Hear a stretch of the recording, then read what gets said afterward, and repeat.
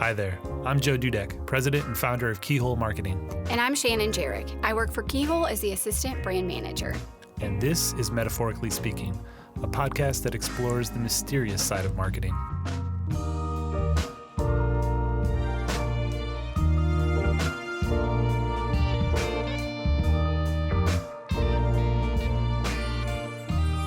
Hello, and thank you for joining us again on Metaphorically Speaking. We had a great time chatting with Lauren McKenzie on this episode, who is the owner of REN Creative. And if you're not familiar with Lauren or her business, she supports small businesses in the Colorado Springs area with branding needs, graphic design and website design, and brand photography.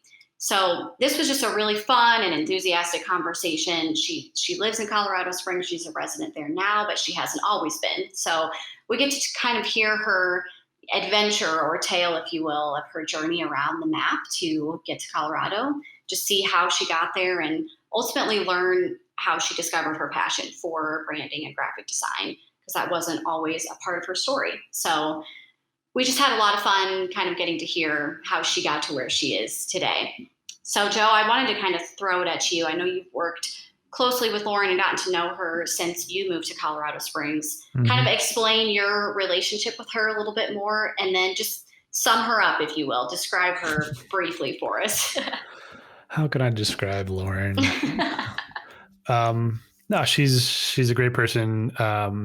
Very honest person. You know, what you see is what you get with Lauren, whether it's at a bar, in her office, meeting with a client. I mean, it's just the same Lauren in all those scenes, which is great. You're not going to have like this Lauren versus this Lauren. And you know, I think it's a good combination. We've been working together mostly this year. Knew each other. I think we met each other last year, but had some opportunities to work on projects this year with some clients.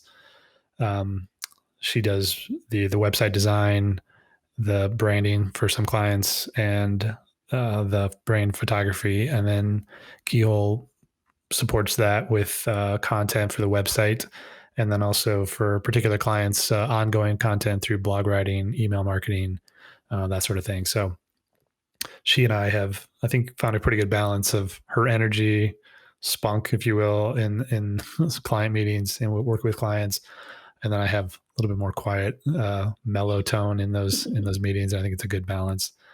And yeah, it's been fun on this podcast to just hear her journey to the Springs from California to Texas to Colorado, and then even the way her path meandered in her career as far as what she wanted to do and what she went to school for, and then eventually how it landed her in a position of entrepreneurship. So definitely was even more twists and turns than I expected in the podcast before we recorded it. So it was fun to hear her journey. And you mentioned to me that she's pretty well connected in the food and drink arena. Mm-hmm. And I think she mentions that in the podcast as well. Yeah. Just a space that she's gotten the chance to work closely in, personally as well as professionally, just being able to support those businesses. And I know, Joe, you've enjoyed some of those benefits just because you'll get to meet up with her or work with her in a lot of great restaurants or bars or areas where you get to enjoy kind of the local taste of Colorado Springs.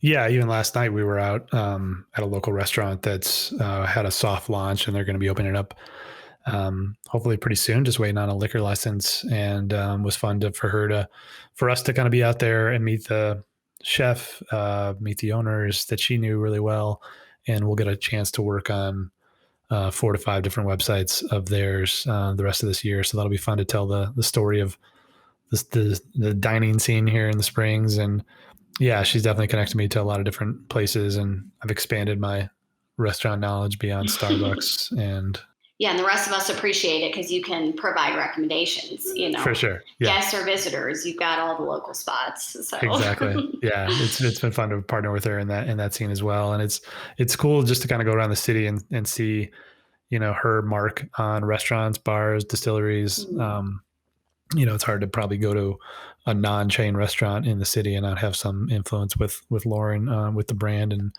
visual storytelling. So now it's nice for Keyhole to be a part of the content storytelling with some of those restaurants. Absolutely. So the last thing we wanted to call out was the fact that Lauren earned the title Young Entrepreneur of the Year at the Small Business Week Awards in Colorado Springs. And we're maybe making a little jab at her. Yeah, Joe and Lauren will talk about it in the podcast, but she just wanted it to be very clear that the title was Young Entrepreneur of the for Year. sure. And just for the record, as you will listen to the podcast, I did say young entrepreneur. She was concerned. I didn't mention that very important adjective, but it was said. And if anybody's concerned about the age of Lauren, she is technically young. So there you She go. really locked in on that. So Yes. just so you all know. Well, thank you again, Lauren. She certainly does not disappoint in bringing that energy that Joe mentioned, just very real and true to herself. So we really enjoyed the interview and we hope that you do as well. So Lauren, you grew up on the left coast, West Coast, Southern California. That's correct, right? The left coast. I've never heard someone call it that. Oh, Yes, really? I did. Interesting. I did grow up on the West Coast, in Southern California. Southern Cal. Um, Tell me a little bit about your upbringing. I know we've talked a little bit about that over some drinks, but talk about your family, parents, maybe siblings. Just give us a sense of like what was your upbringing like? Yeah. I grew up with a blended family. My parents were never married. They split when I was really little. Hmm. Um, and my mom remarried when I was 3 to my stepdad, who's been my stepdad ever since. And I got 2 half brothers that are younger than me, so I'm the oldest child out of all 3. And then my dad never had any more kids, but he did remarry later on when I was about 14. Mm.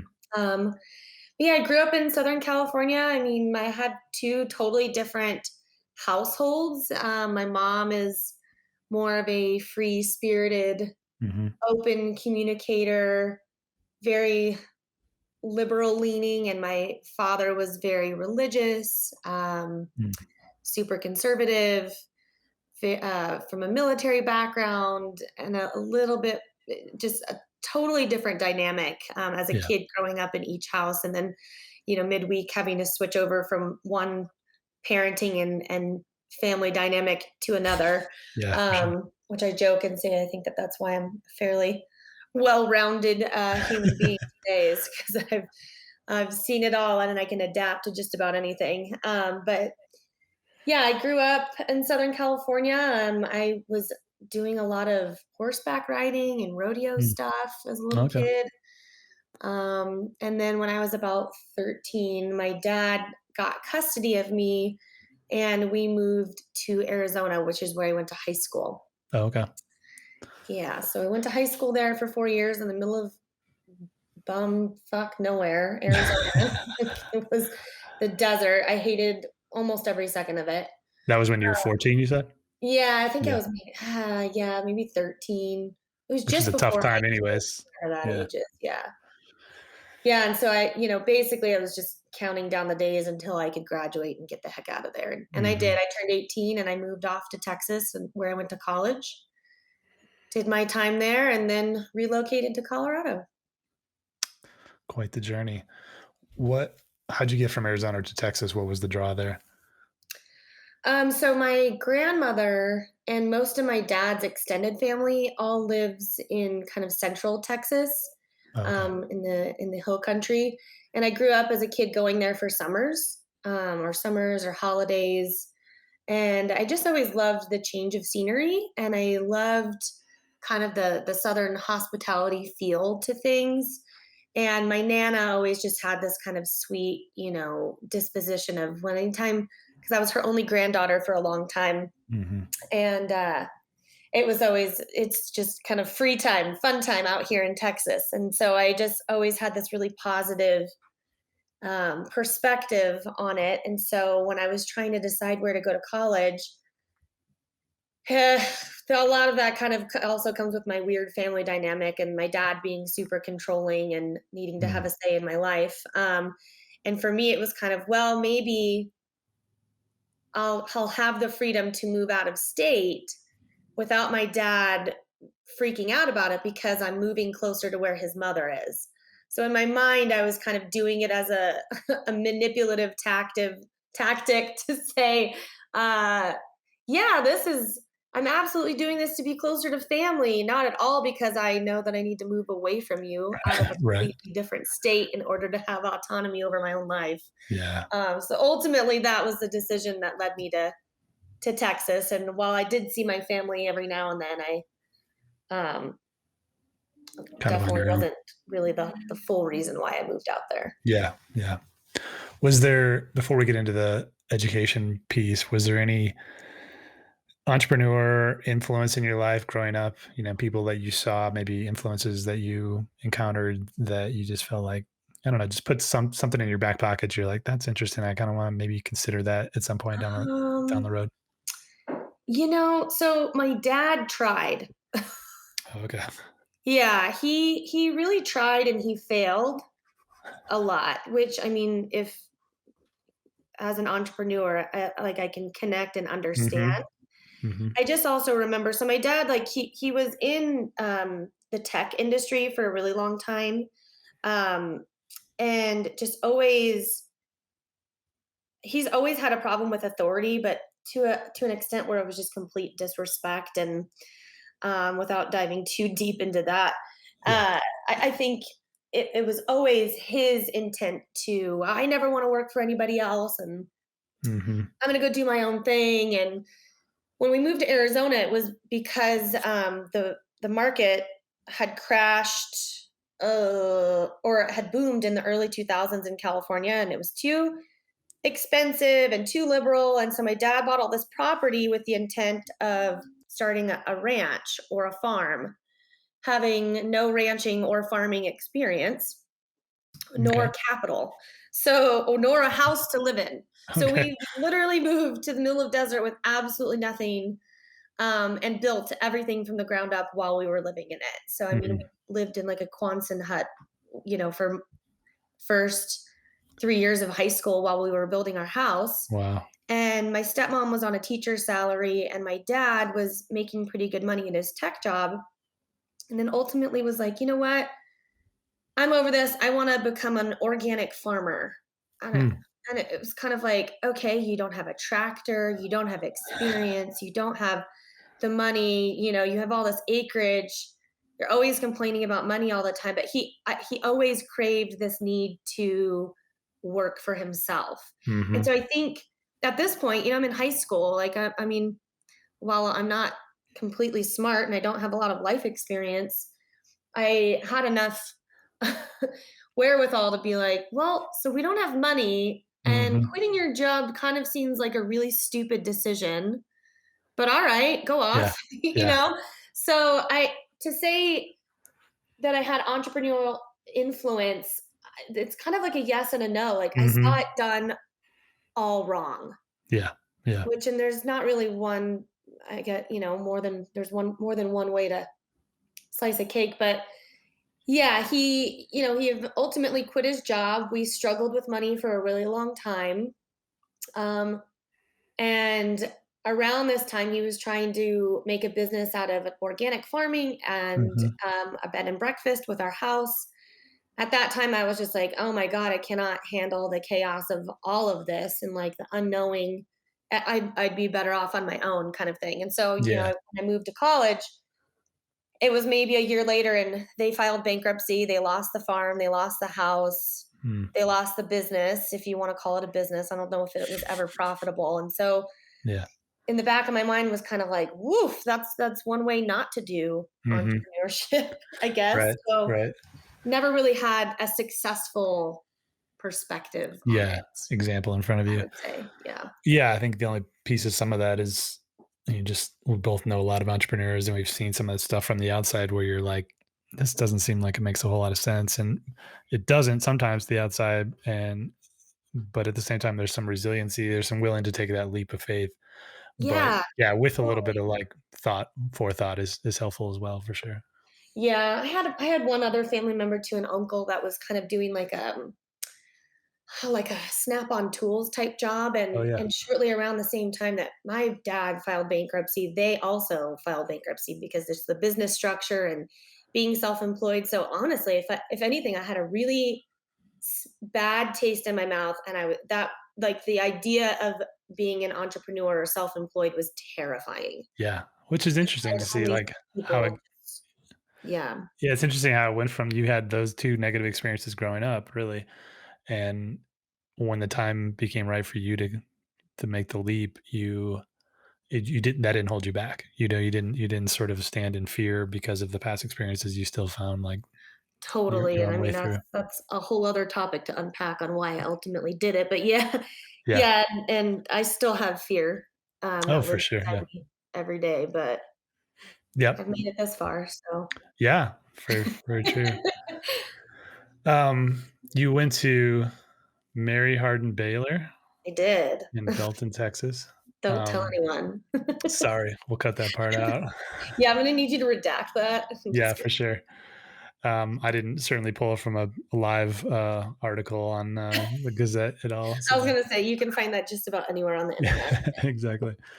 So, did you land on fine arts degree right away? Was it sort of like you knew that from the minute you got there? Or how did you land on that, No, degree? I didn't. I actually had started school undecided for my first year. I think my Mm, freshman year of college, I was categorized as undecided. okay. But in those first couple years anyway, it doesn't matter. You're taking all this gen ed shit, Right. which is, you know, basically like high school, except Right. I'm paying $20,000 a year for it. Exactly.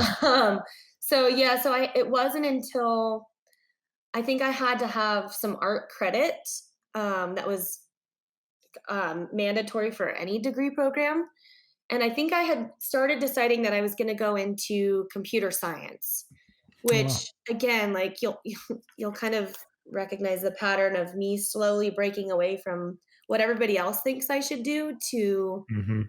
taking ownership of what I actually wanted to do with my life. And with my dad being in technology, and Mhm. around this time frame was like 2008, Yeah. MySpace was a thing, Facebook was just starting to kind of take over. And so people were really starting to see the transition of, tech being taken seriously and social media kind of, evolving. And so at the time it was like, yeah, all right, I want to go into, computer science, but again, that was heavily influenced by my father.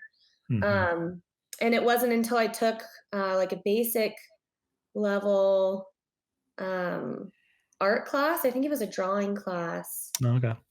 and then Just as an elective, you weren't even pursuing that?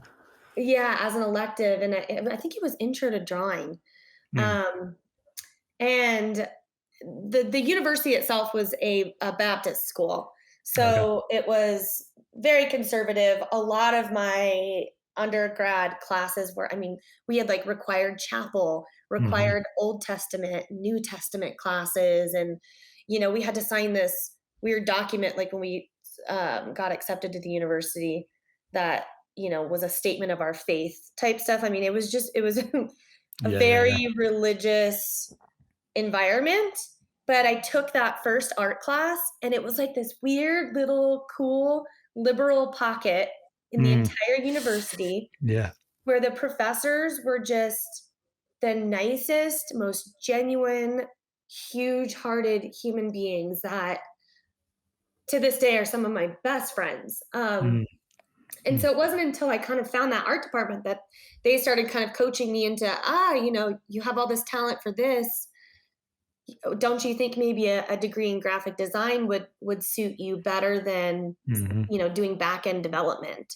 Right. And it wasn't until I took my first kind of web HTML class that I was like, oh fuck, no, this is not happening. I can barely Right. sit still for 5 seconds, and I'm doing brackets and coding and trying to Yeah. figure out all of this stuff. And I was like, no, but I like this other side where I can incorporate design and color and all this stuff into it. And so, yeah, it wasn't definitely wasn't initial, like I didn't know in my gut and my core that this is what I wanted to do. It was almost kind of like I found it there on accident, and Yeah. it worked out really well. Yeah, for sure. It's so funny. I had very similar experiences. I don't think we shared all that over drinks when we met, but I had a computer science pursuit for about a semester. Well, until I took like the first calculus class, and I was like, "What am I even doing over here? This is not where I belong. But I think I had the same sort of thought, like, Yeah. computers are interesting. I'll actually like working on them. But then when you get into like the weeds of it, I was like, that my brain's just not wired that way. Yeah. And then I had already taken enough writing courses as electives that I was like, maybe I should just to graduate on time, just go down this path, and ended up loving it anyway. So yeah, it's just funny how we Funny kind how of that walk works different. out, right? Yeah, for sure. So then after college, you finished with a fine arts degree, I did graphic not design. actually. You did not? Okay. Have you Nope, finished college I yet? have Should I one ask about outstanding credit. Okay. Okay. Yeah, yeah, so I did not finish. I mean, I technically finished, but I didn't finish. Yeah. Okay. Um, yeah, so I had at the time I had met my, now ex-husband when I was still in school, and he Yep. was in the military, and, we had lived apart for most of the time that I was still finishing up school, but the whole plan was, when I finished, then I relocate to wherever he was at, and at the Mhm. time, he was at North Carolina. And then shortly before I quote unquote graduated, he relocated to Colorado Springs. Mm, So then that's ultimately what got me out here. gotcha. And I think for me, it was just an impatience. Like I was so over college. Mhm. I had already, like, my dad had quit his job while I was in college, filed bankruptcy, lost all his money. So I was completely financially screwed. Mhm. I didn't have a car. I had a bicycle that my art professors bought for me so that I could get a job and start making money. Um, and so, like, I started picking up odds and ends jobs and taking photos and all this stuff. And Yeah. I think for me, it was kind of just like I was so sick of playing the college. I was just like, this is so bullshit. I'm already basically being an adult and I want to Mhm. I want life experience. I want to get a big girl agency job. Yeah. Let's go. And so Yep. the second I got to Colorado Springs, I was just like, let's hit the ground running and try and get a job. So Yeah. So you did a couple corporate gigs before you started REN Creative. Tell me a little bit about those without maybe naming names, because I think you and I had similar experiences that we both learned along the way, like corporate life wasn't for us. But yeah, I'm definitely kind of one of those people that really, at least maybe in the beginning part of my career was I learned lessons very much the hard way, and I'm mm. getting better about that these days. But yeah, my so I had the odds and ends jobs I had in college were kind of doing some graphic design and low level marketing for like the restaurant that I was waiting tables for. I was doing Mhm. all of their posters, marketing, social media wasn't really a thing yet. Yeah. And so, that I was doing some photography for some corporate kind of places. But I really, really, really wanted a graphic design job. Like, I don't know why. Maybe it's just something in college or like that I guess that's just kind of like the path that your parents say, oh, go to college and then you get a job and then Mhm. you work in that industry and blah blah blah and you work your way up the chain of command and you get Yeah. promoted and then you become the art director. And so, like, in my brain all I could think was that was the track that I had to Yeah, go for down, sure. was either I find a company and I make my way to the top, or you know, whatever else. And I quickly realized, so when I moved to Colorado Springs, I started applying for jobs, and I kind of was shocked by how much of the religious stuff was still kind of here, but in like the career Mm. field, Hmm. right? Focus on the Interesting. family, all Oh these yeah. other religious organizations and institutions. And I was so kind of turned off by that after going to Bible college for 4 years Mhm. and beginning to deconstruct my own stuff, that I was like, ugh. Anyway, so I started applying for a bunch of jobs. I interviewed at this one place that's a specialty ink company that would have had just a really small team of in-house designers. Like it was there, I think there was three of us. Yeah. And I got the job after 2 weeks of being in the Springs.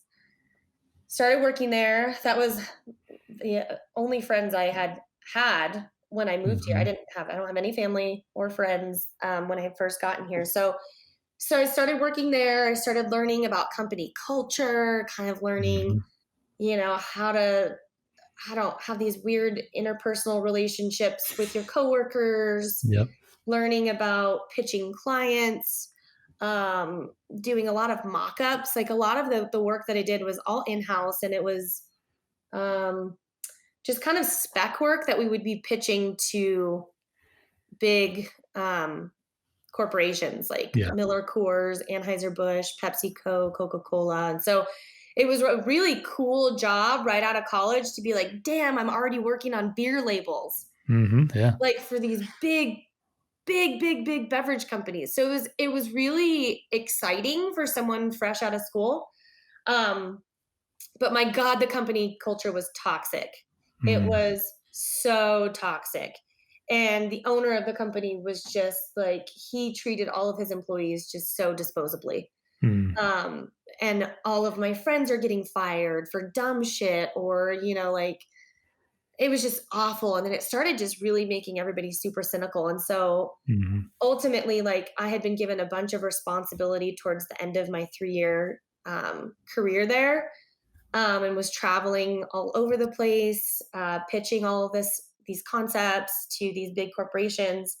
But then ultimately, there was this bad deal that happened, and a bunch of my coworkers and friends got fired for mhm, absolutely no reason. mhm. Um, and yeah, I ultimately got fired for opening my fat mouth and telling the owner that he was a piece of fucking shit. Yeah. So That's shocking to hear. I can't imagine that happening. yeah, right. Yeah, and I look back and now I'm kind of like, I don't regret standing up for myself, and I don't regret, especially now knowing that the company is probably not going to make it any longer. I'm like, Mm, good for you. Like, you yeah. deserve all of the terrible karma that could come back around. Mm, mhm. But I had gotten fired just as I was about to quit and put my own 2 weeks in, because I had accepted a job at the Independent, which is a Okay. newspaper here in town. And so I was going to make my own exit out. Yeah. But the good thing was is that because they fired me, then I was able to at least get some sort of severance package Oh, nice.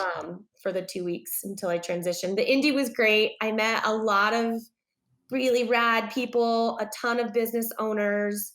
Um, Started really kind of seeing that a lot of the business owners here in town needed design help. Mhm. They needed a lot of help, and they didn't really seem to either know how to ask for it, know how to get access to it, things like that. And then after that, I left to take an opportunity at a agency where she kind of called herself a full service agency, but really she was good at PR and not very good at a lot of other things.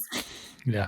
But she still sold them as services. And so I kind of stepped in to do more design work, social media, things like that. But again, Mhm. ultimately at that point was kind of just like, God, I'm so sick of working for other people. I'm sick of making at most $18 an hour with the, experience and creativity. And so I got fired from that job. um, Yeah. Yeah, so then you eventually got to a place where you were like, I mean, all those little pieces come together. You've seen businesses who need help and you're like, I can be that person for them. What was it about that? Was that the last job that you exited and then before you started REN Creative, or was there I what was had that? one more job because I was so at that point when I was working at that public relations agency. I had started taking some small work on the side. Okay. Like, I've got friends getting married and they want wedding invitations, Yeah. or friends starting businesses and they're like, I know a graphic designer, she could do a business card for me. And really started kind of looking at it as like, wow, these people are coming to me for these small things, but I'm realizing in doing that, like, it's really hard for me to do a business card for you. You don't have colors, you don't have a logo, you don't have a brand, like, you don't have a business name. And so a lot of this stuff, like, my brain works naturally as a problem solver. Mhm. And a lot of the friends that I had started making in the Springs were all through either breweries that I was frequenting, restaurants, bars that I frequented often, and getting to know all the staff. And they're asking the regulars, oh, what do you do? And it's like, oh, I do graphic design. And oh God, we need someone to help us with our menus. Or Mhm. oh geez, like, we'd really love a cool t-shirt design, or this and that. And so then I would kind of help with odds and ends stuff on the side. And then when I was at that PR agency, I was not making hardly any money, but working my ass off for her. Yeah. and just felt so broke all the time. I wanted to save up for my own camera, wanted to save up for my own laptop, and was trying so hard to do it, but needed, some additional side jobs. So I started working um, 2 or 3 nights a week at Fieldhouse Brewing Company. Hmm. So I would just walk there from my house, work a couple shifts, make some money. But then I got to know all my regulars, got to know the owners there. They knew, oh, Lauren's trying to start her own agency and doing this stuff. And she wants to work primarily with hospitality folks because, that's kind of where her heart is and where all of our, friendships I've made. And at that time, I think I'd maybe been in the Springs for 5 or 6 years. So that was really kind of what got the wheels turning in my brain of there really is a need for someone like me to help these Yeah. people. Yep. And also what I had seen at that last agency she turned away a lot of small business owners. Oh, Um, interesting. and a lot of it was, and I look back and I'm like, I can't fault her for that. Like she knew I want to work with these types of people because I know they have money and I know they have the budget. And in my mind was thinking, fuck that. Like Mm-hmm. all these little guys need help too. Like, Right. and I'll never forget bringing her streetcar. Like I had just found out that Ari was going to change McCabe's over to streetcar 520. And I was working at the agency and I pitched it to her. I was like, listen, this is going to be really fucking cool. Mm-hmm. It's going to be such an awesome concept. Like we could sell them on branding, on web, on all this stuff. And she just looked at me and goes, restaurants don't have money. I'm good. Like that's not a client that we want to take. And I was like, no, but really, this is such a cool thing. And we've never really done something like this. And she's Yeah. like, no, they don't have money. I'm not even entertaining it. And I just kind of was like super sour about that. Just that's so shitty. You Yeah. just really support this community but then at the same time you're like, nah, fuck the little guys. They don't have money. I don't want to work with them. Right. And so for me it was kind of, all right, well then maybe that's who my clientele should be. Exactly. Maybe Yes. my whole thing is that I want to provide them with affordable solutions for their businesses because I genuinely care about the success of them. Exactly. And so, the funny full circle thing is at the time, Ari's husband, Greg, had just started working at the Garden of the Gods resort, Mm-hmm. where the owner of that agency was a member too. Oh, And wow. because he knew that I was working at the agency, he was like, hey, we're looking for a new PR firm. I know that you're there. Let's do this whole pitch. And we got this humongous pitch opportunity through me and my relationship with Greg, whose wife is opening a restaurant called Streetcar. Mm-hmm. And I remember sitting in that conference room and then saying like, yeah, so we just want to say the only reason you're here right now is because Lauren has a really good relationship with so-and-so. And in that moment too, I was like, see? And Yeah. that's where at the end of the day, like the relationships that you have with the people around you and in this community are so much more important than a dollar sign at the end of the day. And Mm-hmm. ultimately, I think that that's where kind of the seed was planted Yeah. on, you know what, I can do this and I'm going to. And I'm going to do it and people need it and they trust me and let's go. I have no idea what the fuck I'm doing, but I'll figure it out.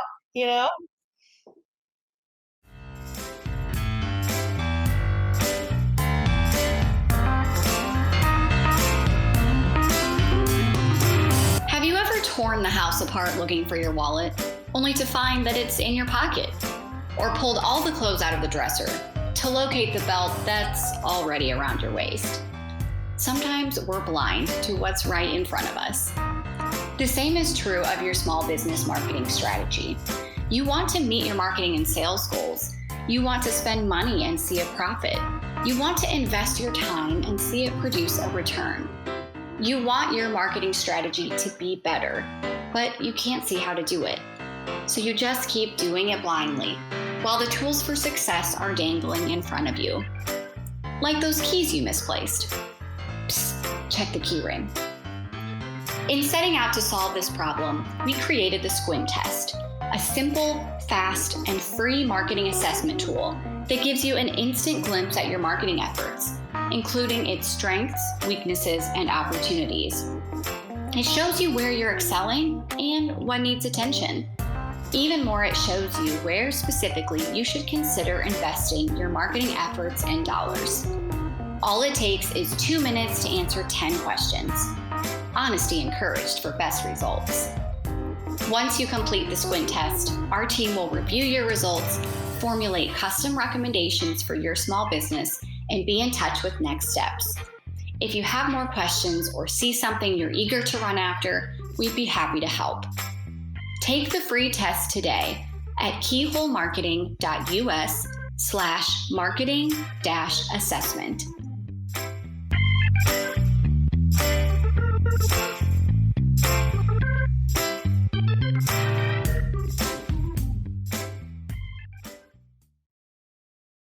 I guess in my business, a lot of people think they can write and they can't write, and then they Mm. find out that they can't do that very well. And I think like the same is probably true for you as well, in the sense of like you've probably encountered a lot of horrific logos along the way. Oh yeah. What do you, especially with small business owners, budgets are tight, so they try to go the cheap route or find a cheaper option or do it themselves. What's the one thing I guess the biggest thing you wish small business owners understood about branding for their businesses? Um, I guess what I would say is, and one of the things that I spend a lot of time really educating my clients or potential clients on is the difference between a logo and a brand. Hmm. And a lot of times, these smaller businesses, they want to start their concept and they think I need a logo. That's it. Right. Like I need a logo. And there's plenty of places online where you can get just a logo.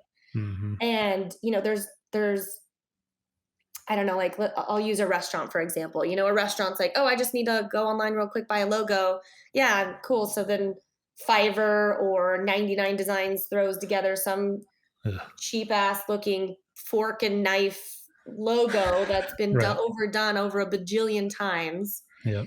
And it's there's no thought behind it. There's no intentionality. There's no research on what kind of food is this, what type of cuisine, what's your demographic. There's no guts to it. It's just a logo. Hmm. And what I think that a lot of these businesses, and not just restaurants, I mean any business that, and maybe it's just the evolution of logos and branding and iconography through the years, is we're building you something that's all encompassing what you're Hmm. doing. Like a brand creates you a color palette that then can be used on your paint for your walls, that can help you decide how your photos should be taken, how they should be edited with a certain type of, preset that matches your color scheme, that matches your brand. But then there's so many different color theory, uh, you know, things that can kind of go into how you choose a color based on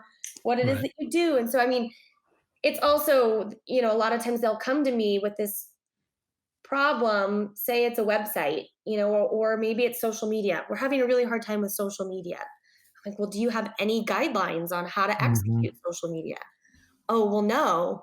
I'm like, okay, well, do you have any brand assets or anything like that? And oftentimes it's like, well, we have a logo. Right. Right. And so then it's kind of, and this is why I kind of realized, was seeing all these problems and going, okay, you don't really need a logo. You need someone to come in and give you a brand that Hmm. sets you up and allows you to execute it more successfully through your menu design, through your social media, through your posters, through your website. And so um, that's kind of been um, an interesting thing to Hmm. navigate, is teaching people the difference between just a logo and the value of creating a brand Yeah. that's more Take, cohesive, and really and explaining it to them as like hey, this is going to save you a million hours mhm. later on Yeah. down the line. You can hire someone and train them and give them essentially like a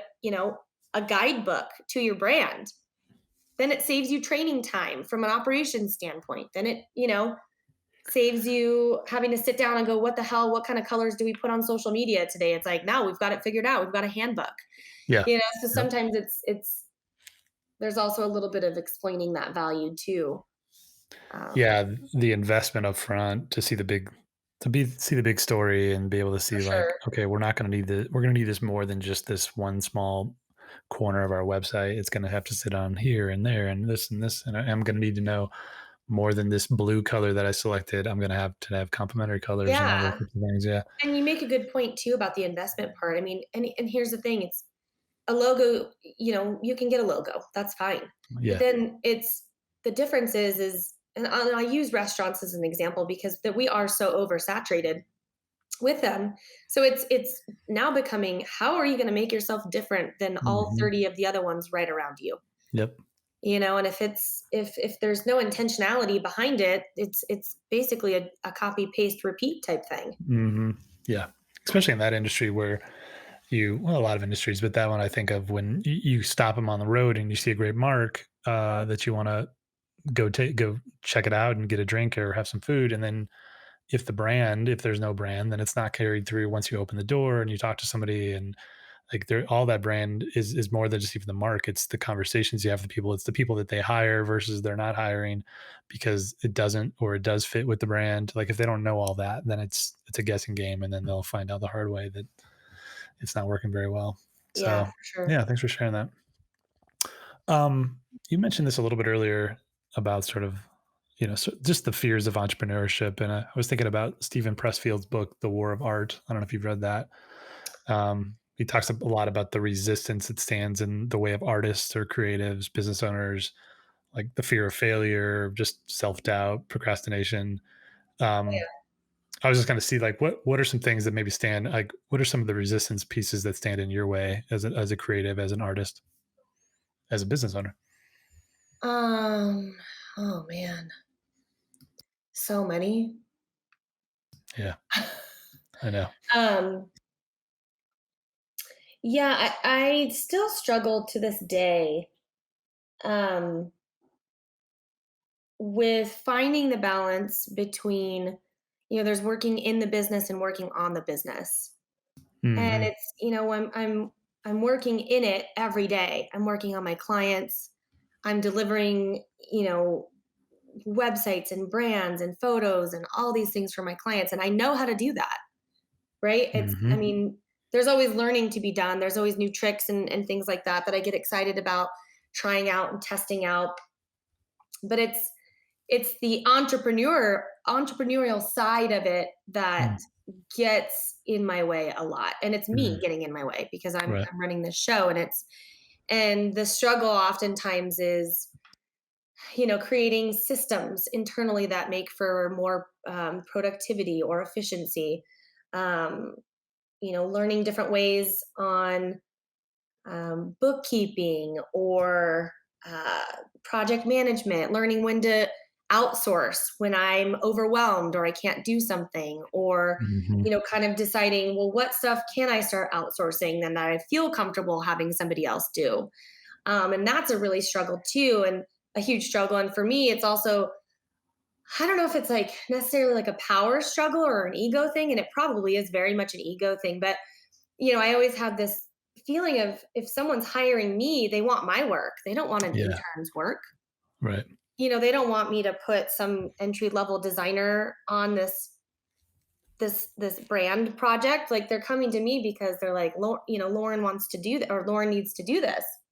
And but then at the end of the day, I'm like, there's only so much I'm capable of doing. Mhm. Mhm. And being a boss is something that's really challenging and hard to navigate, balancing, between getting blurred lines and being a really empathetic, understanding human being, but also being a really tough bitch with high expectations Mhm. and extremely high standards on delivery of um, assets to my clients. And so it's kind of those things I find myself always really having a hard time with, and having imposter syndrome, because Yep. it's one thing to kind of put your head back, head down and work on a computer in a room by yourself, than to now be seen as someone of influence or someone's boss.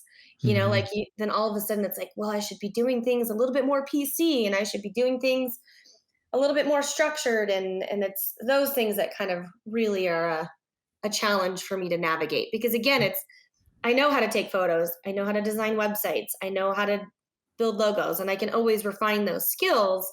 But being a boss is never something I went to school for. Being an Mhm. entrepreneur is never something I studied. It's all kind of something I figured out along the way. Mhm. Yeah. So the imposter syndrome definitely runs deep there for sure. Yeah. Which is interesting because it kind of segues into the next question, which was you were recently named Young Entrepreneur of the Year locally. And it's interesting because, sometimes people might see that and just feel like, oh, that means you got to have all your shit together. But the reality is what you just shared is sometimes it is, sometimes it isn't, and I think like you can still be recognized by your peers in the local market in spite of all the struggles of entrepreneurship, right? Yeah, absolutely. What does winning that award mean to you? Just again, from all the track record we've just talked about, from you landing here in Colorado Springs, not knowing anybody, and sort of what is that? What does that mean to you? I guess. Um, yeah, I felt very overwhelmed. Hmm. Very overwhelmed and grateful to be appreciated and recognized for that. And there is an element of pride being attached to that, and knowing that, like, damn, I went through hell and back to get here. Mm-hmm. Hmm. Like, damn, I absolutely learned how to do this overnight. I, experienced working for some terrible people, watch them run their businesses into the ground and watch them run people into the ground. And I took all of those experiences and told myself, I'm not going to be that. Right. I Right. refuse to be that. I want to change this narrative. I want to change, quote unquote, what an entrepreneur looks like. And entrepreneurs, they come in all different shapes and sizes, and some business owners will tell you, I'm not an entrepreneur, I'm just someone Hmm. that likes to own a restaurant. Right. It's like, at the end of the day, though, like, guys, we're running businesses. Yeah. This is something that not everyone is capable of doing. Some and most days we don't feel like we're capable of doing it either. And so Right. I feel honored to be recognized as that, for sure. And it was Young Entrepreneur of the Year. Thank you. Oh my bad. Yeah, not old Entrepreneur of the I'm Year. so sorry if I didn't mention that. I'll definitely go back and edit that. I'll just have Yeah, a weird voice no, inserted there. just kidding. Yeah, Um, it feels really cool, especially just like knowing. So I've been in the Springs. My 9-year anniversary was this past month, oh, cool. and just sometimes it's overwhelming to sit back and go, damn, I came here and I didn't know a single fucking soul. Hmm. And I'm proud of myself for Yeah. making it to this point. Yeah. Uh, That's awesome. That's awesome. and the achiever in me is kind of like, all right, now what? And I'm Mhm. trying to really break that um, model that I've always had in my brain, that something bigger and better should always come next, and instead just kind of like, hey, we're doing it, and we don't have to go upward, and just kind of be content in doing what we're doing, and doing it the best that I can. Yeah, which And is it's another great segue. mhm. I have a project for my business coach that I think I have to do by next week. I should probably get on that, but um, she's asked me to kind of define what success looks like for my life, for my business. There's the traditional things people say, money and some sort of you revenue gain, that kind of stuff, whatever those kind of markers have, but wanting me Mhm. to think beyond that. And I think like what you just described there, kind of, that tension of like always aspiring for the next thing, like not necessarily sitting in the now and being grateful Yeah. for where you are. How would you answer that question if she asked you that? Like what does the success looks like for you in your life and your business? Oh, and uh, that's such a um, tricky question to answer, I feel like, because I would have described success so differently in all the different stages of my life Mm, and the different stages of my career as well. Like fresh out of college, I thought being successful was running, like, being the CEO of someone else's agency or being a right. creative director. Like that was success. That was the ultimate, I'm on top. And then, getting to another business and working for them was like, all right, I'm successful if I'm making XYZ salary. Mm, And then, or I'm successful if I get this promotion. Like it was always, I had to be reaching and striving for the next biggest, baddest thing. yeah. And I think being so green and starting my business too, like, my transition out of working for someone else to working for myself was I'm successful because I'm going to go off and do this on my own. Hmm. And then, you get into the nitty gritty of it, the everyday kind of working with clients. And it's like, dude, I am successful if, I signed one client this month. That was Right. kind of Right. year one for me, was like, that was my success. I feel good about this. And now, 4 years into it, I'm successful if I get my ass out of bed, you know? Yeah. Yeah. And a Especially the lot of last that, couple of years. yeah, a lot of that comes from, being in a global pandemic right now, and Right. a lot of pressures externally outside of my job. But, answering that now looks so much different than answering it 10 years ago. Hmm. Like I wanted to make all the money in the world and I wanted to be the biggest, baddest, toughest, coolest bitch on the block. And like now I'm just kind of like, success to me is, can I pay my bills? Can I live a comfortable life? Can I be smarter about my finances moving forward, be more intentional? Hmm. And can I learn to have a work life balance Yeah. Yeah. that is sustainable? And to me, like that, like having peace of mind is, as I'm learning to understand that there's value in that, which I Yeah. never would have put value in that before. Like, how are you successful? Because you take time off, or how are you successful? And that's really just Hmm. capitalism slowly killing me. For sure.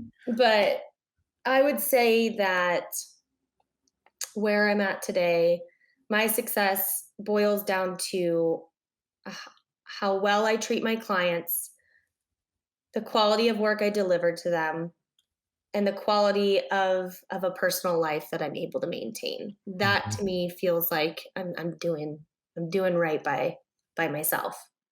Yeah. I think it's interesting too. Like, that benchmark for success, just changes over life. As you just said, it changes over your life. Like right now for me as a dad of a almost 8-year-old, it's different because he's different. And so my aspirations as a dad and as a business owner, they all kind of blend in there.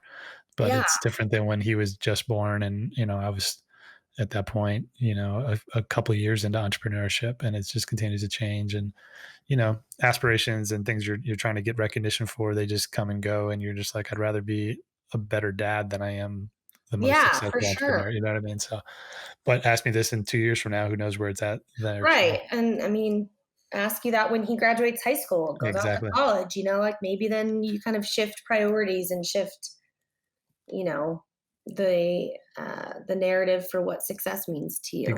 Yep. Just one more question. I feel like you're a good champion for women entrepreneurs in the Springs, just based on just the story you've told there, and some of the challenges you've faced. What would be a message you would want that crowd to hear from you? Maybe some lessons you've learned along the way that women entrepreneurs in the Springs can sort of take from your story. Men ain't shit. No, I'm just kidding. No, I just gosh, ladies, we can do it. God, we're so capable. We're Mm, so smart. We're so empathetic, intelligent, badass human beings. Own it. yeah. Run with it. Believe in yourself. Um, know that you can do it. Know that asking for help is not weak. It's not shameful. It's not frowned upon. Do it. Ask people for help. Ask people for advice, for mentorship. Champion for yourself always first. And know that sure we may have it tougher, and that's an unfortunate reality, is that things do come a little bit harder, but ultimately, we're capable and fully Yeah. capable of doing anything that we set our minds to. Um, and yeah, let's hang out and have happy hour. Yeah. I I, love it. I love I love a woman owned business. Thanks so much for the time today, Lauren. It's been great to hear your story and inspiring us in the Springs with all the stuff you do here, making the whole city look better. I appreciate you, Joe. Thank you. You've been listening to the Metaphorically Speaking podcast. At Keyhole Marketing, we tell big stories for small businesses. If you're in the Colorado Springs area and ready to tell your business story, we'd love to come alongside you and help you with your content, branding, SEO, social media, or photography needs. For an instant glimpse at your current marketing's strengths, weaknesses, and opportunities, take our free marketing assessment at keyholemarketing.us/marketing-assessment, or send us an email at hi@keyholemarketing.us and let us know how we can help tell your story.